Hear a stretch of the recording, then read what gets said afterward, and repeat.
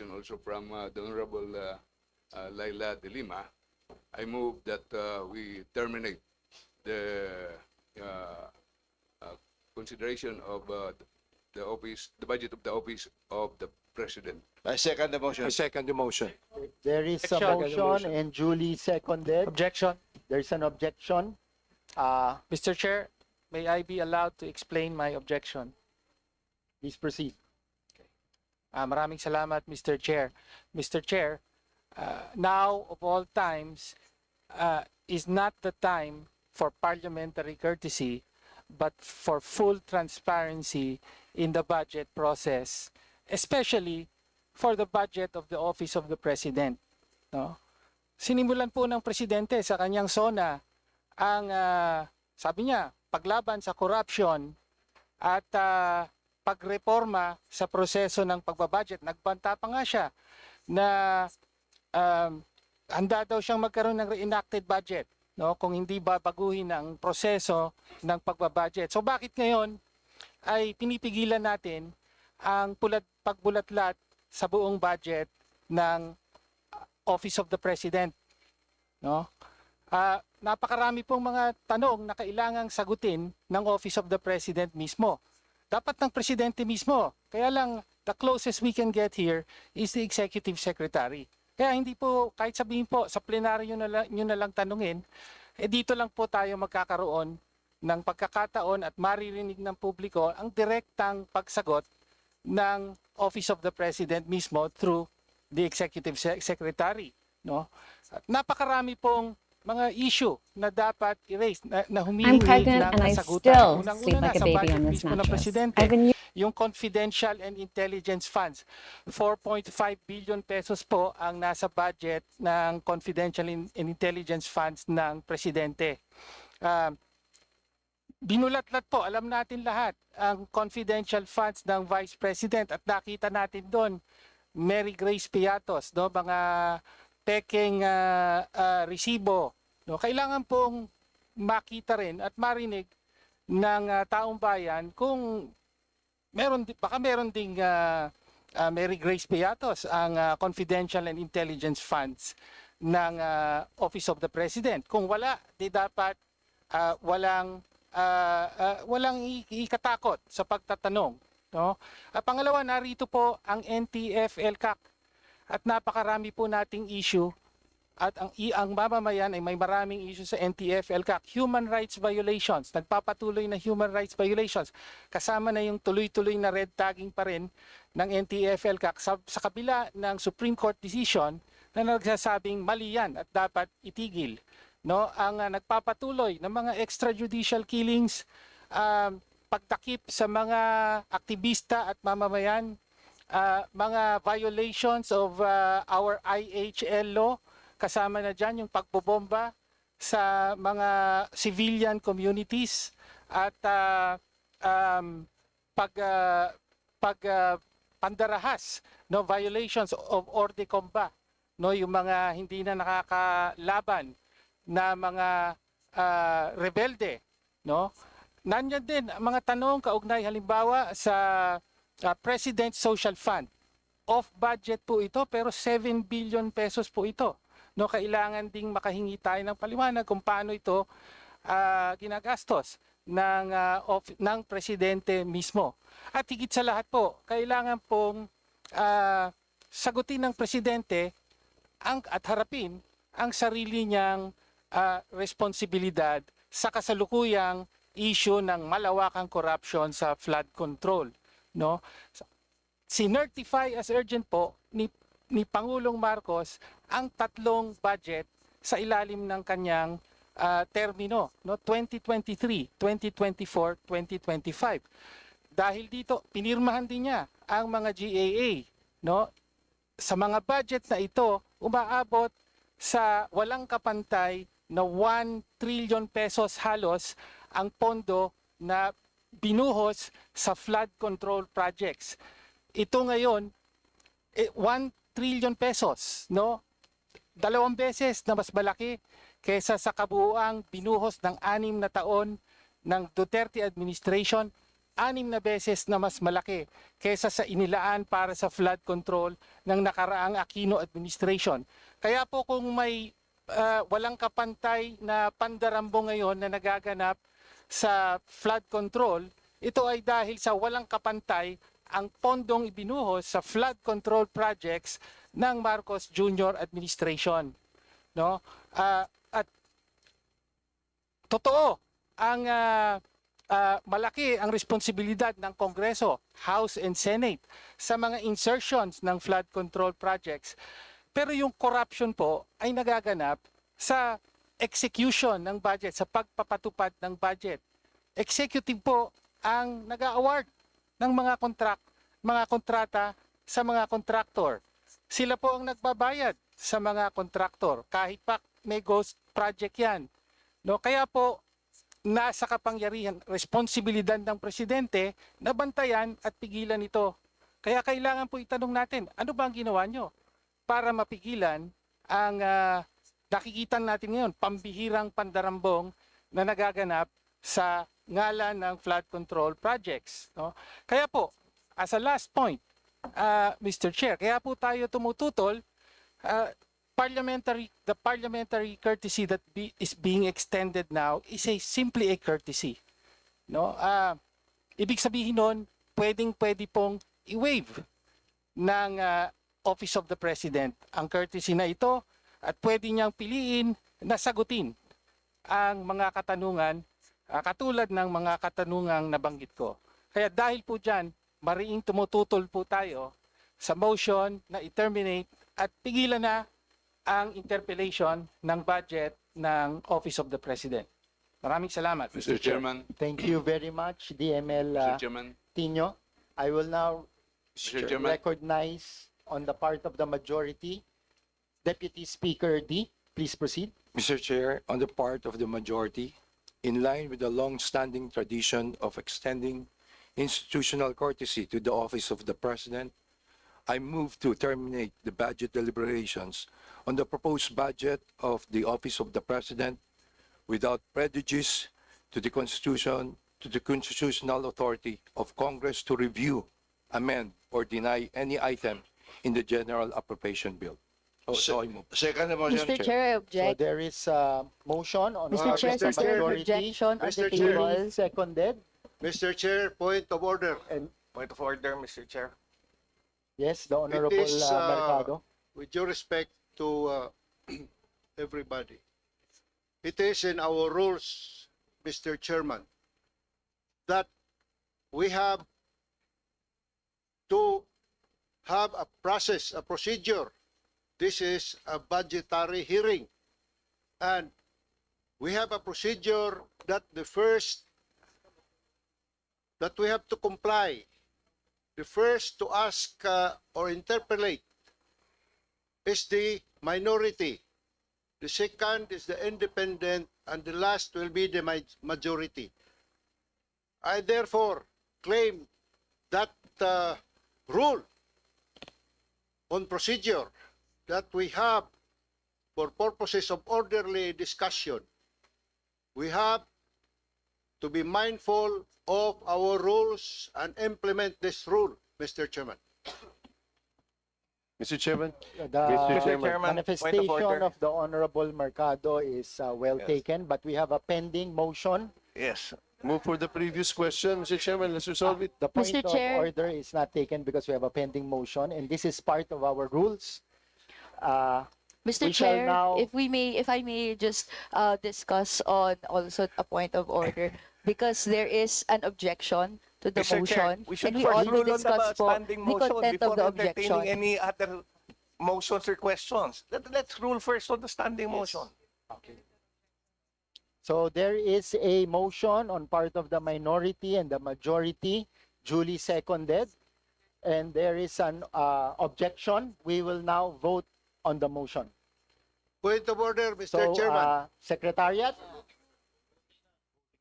Secretariat, please count the What will votes happen by to our members. our Voting is ongoing, Madam Chair, Honorable Mercado. Madam Chair, just a manifestation We Yes, will proceed. before the voting Mag- proceeds. Mag-proceed muna tayo sa voting, then we will hear your manifestation. Voting will proceed. Please raise your hands, those that are in favor of the motion.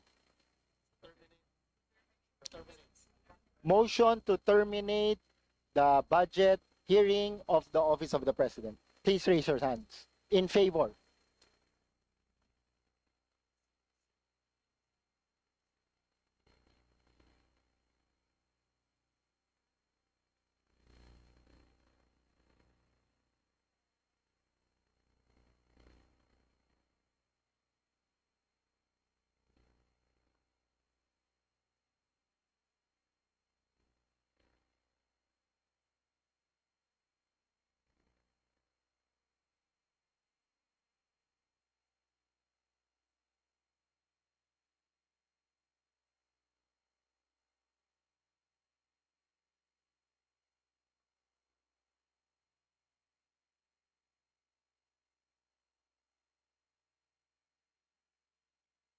So the vote on the affirmative is 56.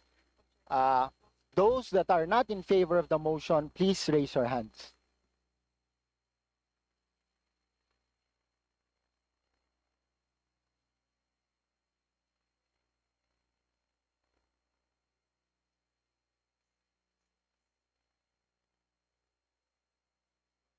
Okay, so 56 in the affirmative, 5 in the negative. The motion is carried. Just a manifestation, Mr. Chair, Madam Chair. If I may be accorded to make a manifestation. The committee hereby terminates the budget hearing on the proposed budget of the Office of the President Madam in Chair, observance of the institutional courtesy and without prejudice to the constitutional authority of Congress over the General Appropriations Bill. Madam Chair, Mr. Chair, Yes. Madam Chair. my We motion now was recognize the, to allow 3 members of the minority to make their clarificatory yes, points. we will go to that, Minority Leader. Thank you very much, We Mr. first Chair. recognize the Honorable Marcoleta. Thank you, Mr. Chair.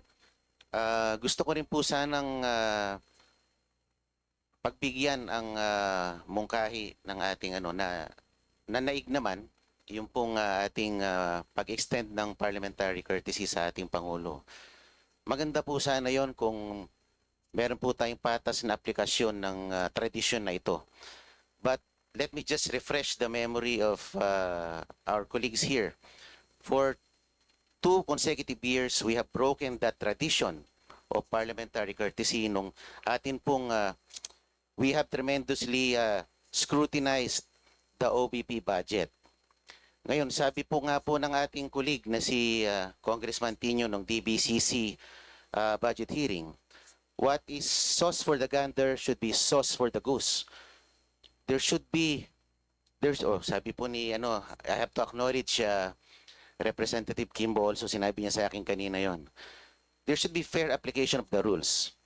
Kung atin pong bibigyan ng parliamentary courtesy ang ating Pangulo, dapat ganun din ang ating Vice Presidente.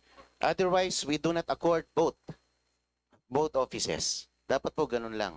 Hindi po dapat selective ang ating aplikasyon ng tradisyon na yon. Yun lang po, salamat po. The manifestation of the Honorable Marcoleta is noted.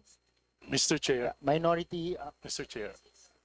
Senior Minority Leader, Meron Elise, po you're tayong recognized. meron tayong rule na kung sino po yung nagpa-register, minority, independent, majority. Can we do that in the process of manifesting our own? Yes. Thank you for your suggestion, Senior Minority Leader Erice. We have already terminated the deliberation of the budget of the Office of the President, but we can hear the manifestations of our members at lahat po ito ay maririnig ng ating Office of the President upang makapag-responde sila pagdating po natin sa plenary. So bibigyan po namin kayo ng pagkakataon para i-manifest ang inyong mga gustong sabihin dito sa hearing na ito. Thank you.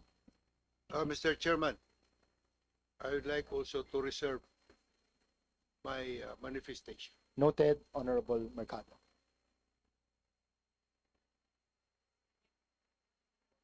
So, may I recognize the Honorable Minority Leader? Mr. Chair, then we can proceed to the clarificatory questions of the three members of the minority, Mr. Chair. Yes. So, who would like to, may I recognize the Senior Deputy Minority Leader to go to proceed with his manifestation? Thank The you, Mr. Honorable Erice. Please proceed. Yes, Mr. Chair, because I'm the first one who registered. Thank you. Ang manifestation ko lang po ay tungkol po dun sa proposed independent commission na bubuin ng ating Pangulo. Actually, we in the Liberal Party are filing a proposal today or maybe tomorrow upang bigyan po ng legislative authority ang komisyon na ito nang sa ganon ay magkaroon po ng coercive at subpoena powers. Naniniwala po kami na kung ang komisyon na ito ay walang ganitong kapangyarihan ay mahihirapan para makapag-imbestiga ng maayos at masusi.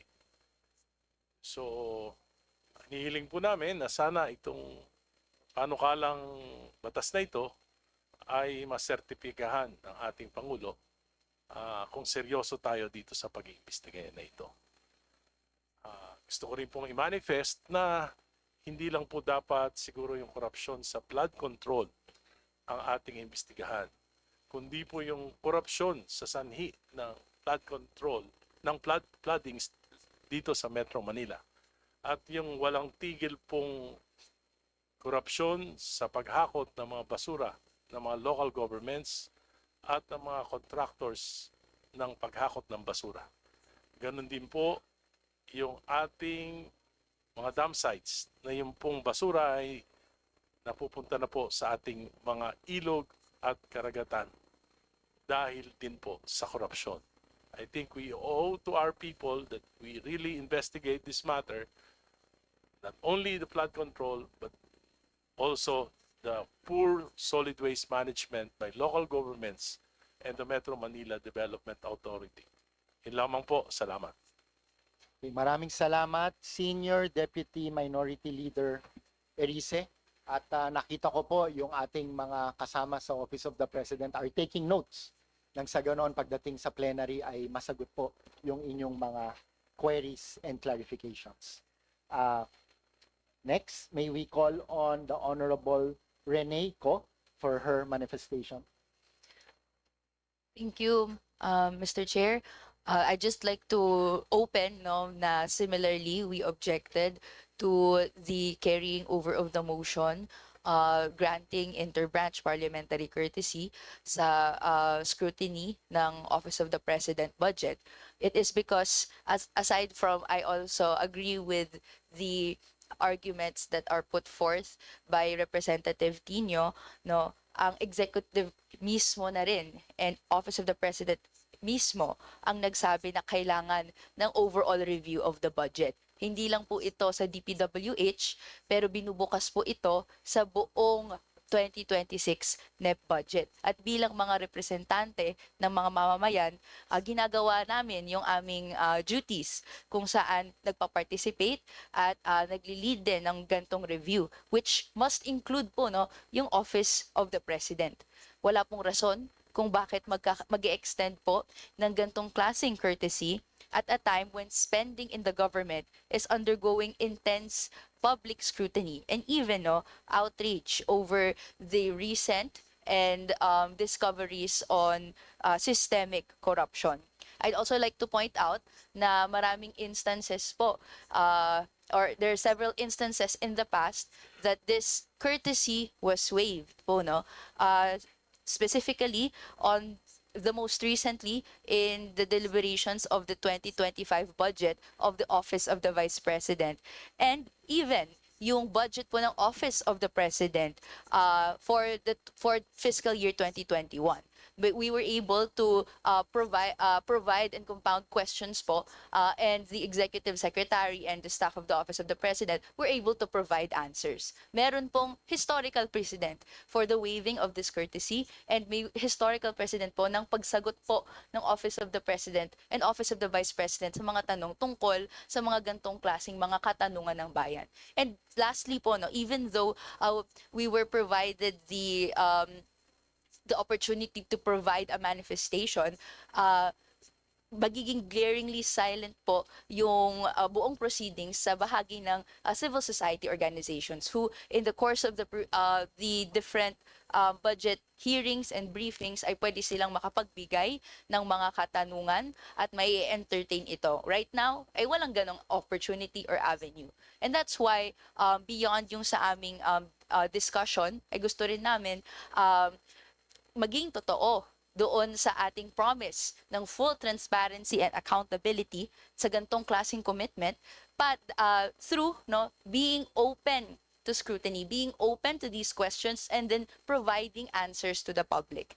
And so, bahagi po din dito, aside from yung mga na-raise, patuloy nating tinatanong ano pong nangyayari doon sa confidential and intelligence funds na ginagamit ng Office of the President. Nandiyan po yung 2.25 budget for confidential funds and 2.31 budget of intelligence funds. And similarly, yung more than 1 billion travel funds na if we do the math, ang mangyayari po ay the Office of the President can use can use on average 2.79 million per day in travel funds. We'd like a report o we gusto nating makita kung asaan ginagamit ang itong mga pondo dahil at a time kung saan yung ilang bilyones ay winawasak sa mga ghost projects or sa substandard projects, every peso counts. We'd like to see kung asan yung peso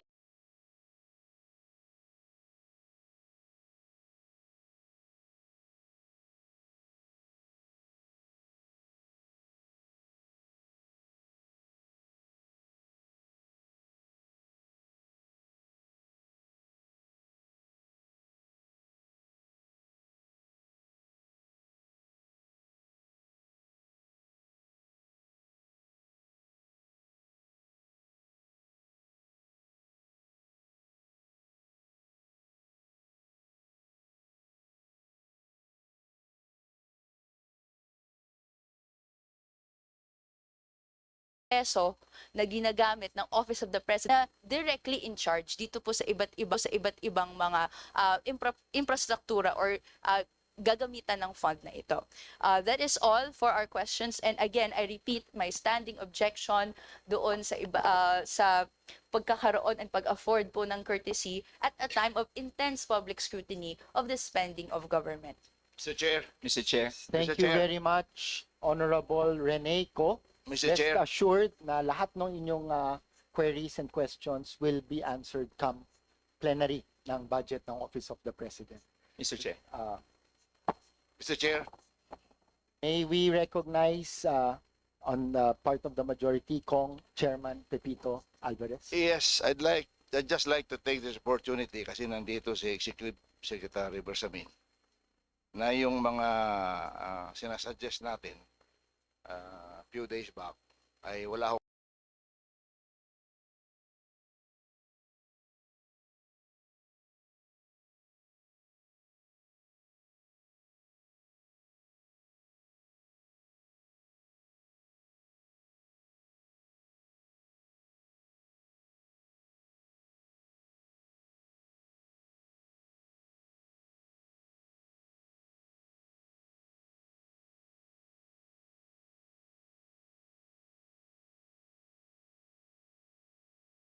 masama doon. Sa NOAA's project sa UP, kung saan talaga yung unang-unang mga binabaha. So gusto lang natin na tanggalin na muna sa Kongreso yan, tanggalin na muna dito sa submission ng DPWH dito sa Kongreso para i-lodge muna yan sa Office of the President para ang Office of the President led by Secretary Bersamin, siya na po ang mamahala doon kung saan talaga ilalagay at saan talaga kailangan yung flood control funding na yan. Kaya walang masama po doon sa ating mga suggestion na tanggalin mo na yan sa presentation ng Public Works at i-launch mo na sa Office of the President. Thank you, Mr. Chair. Thank you, Mr. Committee Chair of on Energy, Pepito Alvarez. Let's proceed with the Just a quick line that we have manifestation. for the manifestation. Ang susunod po, who has indicated his intention to manifest, is si Honorable Tino. Mr. Chair, I already expressed my position as well as articulated the questions I wanted I would have raised and expected to be answered by no less than the Executive Secretary. So that is already on the record, Mr. Chair. Okay. Thank you, Honorable Tino. Well noted po yung inyong objection and manifestation kanina. Next, may we recognize the Honorable Laila De Lima, Deputy Minority Leader Laila De Lima. Please proceed. Thank you, Mr. Chair, Madam Chair, and also to the delegation from the Office of the President led by the distinguished Executive Secretary. Manifestation. First, I'd like to state that I actually abstained from the voting earlier. I abstained because I do recognize the parliamentary courtesy being accorded to the Office of the President, and at the same time, I agree with the dissenters that we cannot be prevented from asking questions. Now, I understand, and also manifestations. I understand that after the vote was carried, the motion to terminate the proceedings or the questioning on the OP's budget, we are allowed to state our manifestation. So first would be about the executive order. I was actually pleased hearing from the distinguished Executive Secretary that indeed there is an upcoming executive order, only that we do not know when it could be released. And also, I heard from this representation, heard from the distinguished Executive Secretary that no problem with the Office of the President, as they recognize also the institutional independence of this House of Congress to file a bill creating an independent commission. And may I just confirm what our senior Deputy Minority Leader, Egay Arise, manifested earlier, that indeed we are planning to file a bill soonest. And it would be filed principally by the members of the LP bloc, the Liberal Party House members. And then we also welcome others from the minority and even from the majority to join us in filing that bill. As I think most of you know, that I have been opposing the current inquiry, the investigation being made by the Infracom. I do think, I maintain most firmly that there has to be an independent commission. We feel that a legislated independent commission or an independent commission created by law and not just executive order would have more teeth. And the focus here would be really to inquire into the anomalous infrastructure projects, especially the flood control projects. So that is a confirmation of our plan to file very, very soon. It's either today or tomorrow, that bill. As a further manifestation, and I do intend to ask questions during the plenary session, I would be directing my questions on 5 attached agencies of the Office of the President. The OPAPRU, the DDB. The OPAPRU is the Office of the Presidential Advisor on Peace, Reconciliation, and Unity. Then the DDBB, Dangerous Drugs Board. The PRA, or the Philippine Reclamation Authority. The PCO, or the Philippine Communications Office, and also NTF-ELCA. Just to present a very brief manifestation on the crux or the focus of the questions that I would be posing in the course of the plenary session as to the OPAPRO. We are aware that there's upcoming BARM elections. And then there are problems, actually. There are very sensitive issues surrounding the BARM. And then the news have it that the MILF has actually suspended the final phase of decommissioning. This is a very serious problem. So I will be asking a series of questions about that. What is in fact happening? Why is it going that way? What are the grievances from the MILF camp? And what is the executive department, particularly the Office of the President, doing about it in order to arrest or in order to preclude any possible violence, especially in the upcoming elections? Then on the DDB, I'll be asking about what exactly are the gains, the success rate of the policies and programs being implemented by the DBB. Are there concrete policies, anti-drugs policies? And is there a shift of the approach of government? Because we've been asking the PNP and they keep on saying that they have in fact implemented a shift from the punitive approach to human rights-based, medical-based approach in combating our drugs problem. So I would have to ask the DDB a series of questions on that. And the PRA, Philippine Reclamation Authority, magtatanong po ako, ilan na ho ba ang mga reclamation projects sa ngayon? Magtatanong din po ako kung ongoing pa ba yung mga reclamation na yan? Or was there an official order or directive from the Office of the President as to the suspension of these reclamation projects? Marami pong problema tungkol dyan.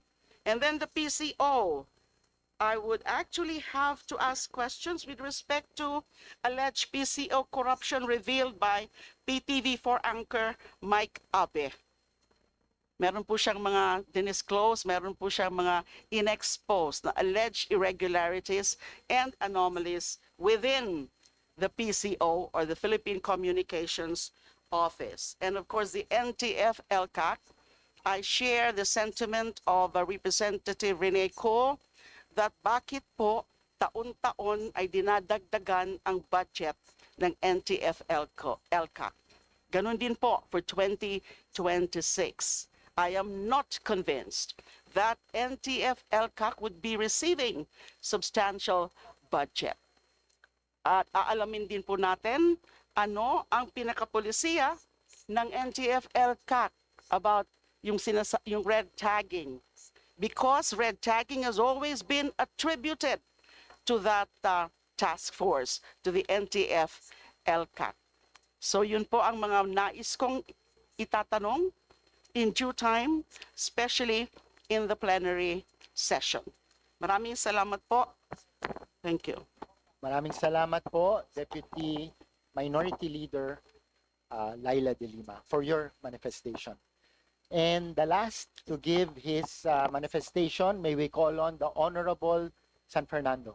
Please proceed. Thank you, Mr. Chair. Just a very quick manifestation as to why I objected to the motion. Number one, no other than the President himself has said that there must be transparency and accountability, especially with regard to the discussion of the national budget. And so we must scrutinize the OP budget in that spirit. Second, may I just remind my honorable and distinguished colleagues that the power of the purse is vested upon the House of Representatives. And also in that spirit, we must scrutinize every peso and every centavo being given to the agencies and departments para naman po maging fair sa ating mga manggagawa at ordinaryong Pilipino dahil pera po ng mga manggagawa at ordinaryong Pilipino ang pinag-uusapan natin dito. And just as what Representative De Lima has said, we will support the bill that will be pushed regarding the formation of an independent commission, and we will reserve the questions to the plenary with regards to the attached agencies of the Office of the President.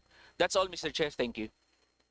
Maraming salamat, Honorable San Fernando. Mr. Sa Chair. ating mga kasama na nag-express ng kanilang manifestation, rest assured na lahat po ito ay sasagutin natin pagdating ng budget ng Office of the President sa plenaryo. Mr. Chair. So with that, I would like to recognize Vice Chair Puentebella. Yes. Please proceed. Since there are no more members who wishes to make any manifestation, I move to suspend the budget hearing until 11 o'clock this morning. Budget hearing is suspended to give way to the next agency at 11 o'clock this morning. Maraming salamat po, dear colleagues. Maraming salamat po sa Office of the President. At maraming salamat po, ES Lucas Bersamin.